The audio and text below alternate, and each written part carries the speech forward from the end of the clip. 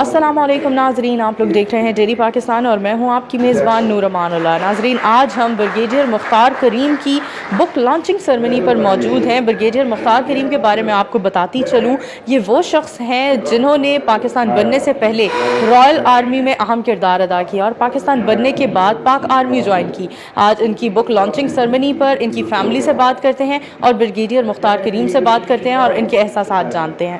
میری بیٹی اور میرے داماد نے یہ سب انتظام کیا ہے اور مجھے بڑی خوشی ہو رہی ہے کہ انہوں نے اتنے لوگوں کو بھی بلا لیا ہے۔ میں تو اب بہت 95 years old, not much time left and I am enjoying my self and اور یہ کتاب یہ چھپی ہے، یہ بھی زہرا اور اسلمہ نے کروائی ہے اور میری پوتی ہے یہ ادھر بیٹھی، اس نے آتھر کیا ہے and it's been a great moment for me. آج تو بہت زیادہ خوشی ہے۔ اب دیکھیں بریگیڈیئر مختار کریم جو ہے ہی از 95 ایئرز اولڈ اور ان کی بیٹی کو بہت شوق تھا کہ یہ ان کی زندگی میں ہی یہ کتاب آئے اور صحت کے ساتھ وہ ہوں جس وقت یہ کتاب لانچ ہو۔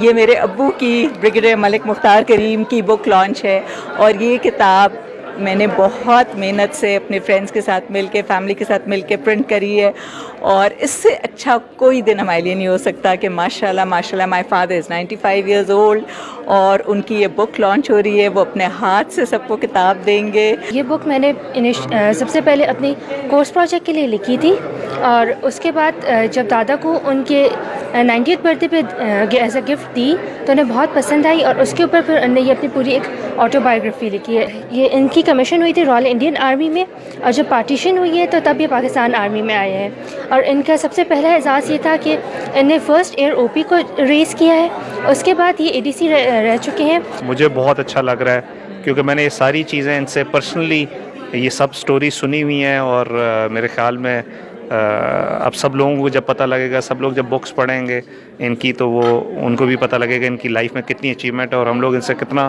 سیکھ سکتے ہیں۔